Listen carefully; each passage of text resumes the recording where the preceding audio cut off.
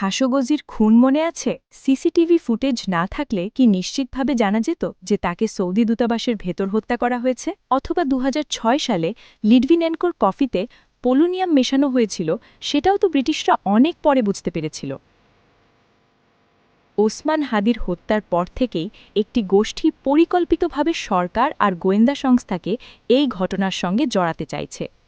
গতকালও এমন একটি পোস্ট ভাইরাল হয়েছে। কিন্তু প্রশ্ন হল, এই গল্পগুলো কি সত্য নাকি উদ্দেশ্যপ্রণোদিত বিভ্রান্তি? স্ট্র্যাটেজিক ইন্টেলিজেন্সের ভাষায় এই বয়ানকে বলা হয় অপারেশনাল ডিসইনফরমেশন।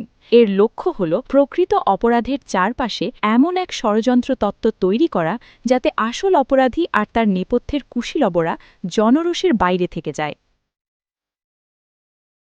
দাবি করা হয়েছে ২০-২৫ দিন ধরে হোটেল ইন্টারকন্টিনেন্টাল থেকে রেকি করা হয়েছে। এটা গোয়েন্দা বিজ্ঞানের মৌলিক নীতির বিরুদ্ধে। কোনো পেশাদার সংস্থা কখনো হাই প্রোফাইল সিসিটিভিতে ভরা জায়গাকে তাদের ফিক্সড বেস বানায় না।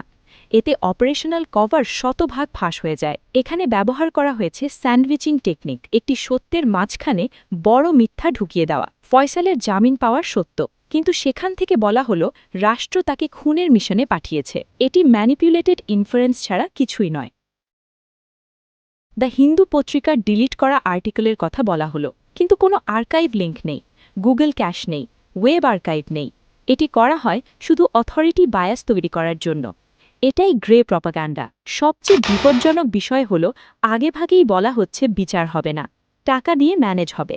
এটি বিচার বিভাগের উপর একটি পরিকল্পিত সাইকোলজিক্যাল স্যাবোটাজ। এর লক্ষ্য মানুষকে আইনের বাইরে ঠেলে দেওয়া। ওসমান হাদির মতো একজন তরুণ নেতার হত্যার বিচার হতে হবে পেশাদার তদন্তের মাধ্যমে। ষড়যন্ত্র তত্ত্ব কখনো ন্যায় বিচার আনে না, বরং অপরাধীদের পালানোর পথ তৈরি করে। তথ্য আর আবেগের এই লড়াইয়ে জয়ী হতে হলে ক্রিটিক্যাল থিঙ্কিং আর আইনের প্রতি শ্রদ্ধার কোনো বিকল্প নেই।